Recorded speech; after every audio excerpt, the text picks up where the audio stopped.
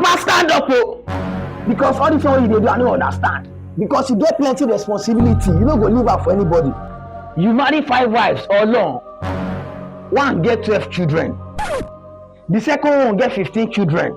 Papa, tell me, who go take care of these children? Now God.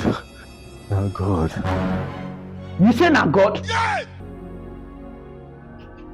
Omo, this one a true life story o. Long. Imagine person wey no get money, still dey marry plenty wife, dey born plenty children, and you fail them as a father to do the right thing. Imagine, poor man pikin.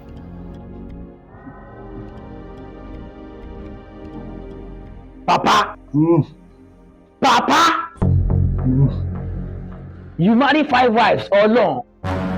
One get 12 children. The second one get 15 children.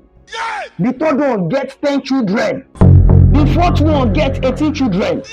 Now the last one get 5 children. Papa, tell me, who go take care of these children? Now God.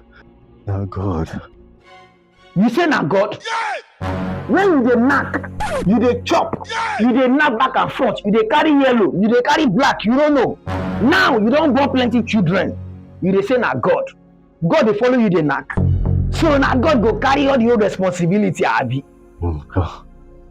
Yinka.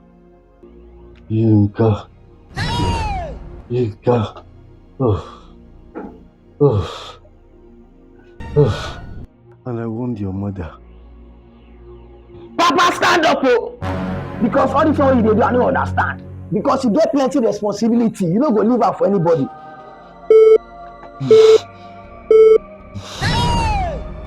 Papa, chai! So you won't die go, you won't go meet your ancestors for heaven.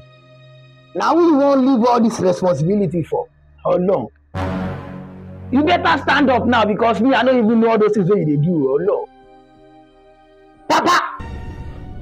Wetin dey do this man? Papa! Wa! Omo, not to best no go inside adugbo. Oh no. Stand up, Papa! Stand up, Papa! Stand up, Papa! Hey. This man know say he don old. You can't go carry another wife, making 5. You can't born 5 children. You don't leave these children now for poverty. Who will come carry their responsibility? Shebi dem say children are the leaders of tomorrow. This ones wey no come go school, wey no learn work, nothing. How they wan take become leaders of tomorrow? Omo, reason am well. Ipanchepa.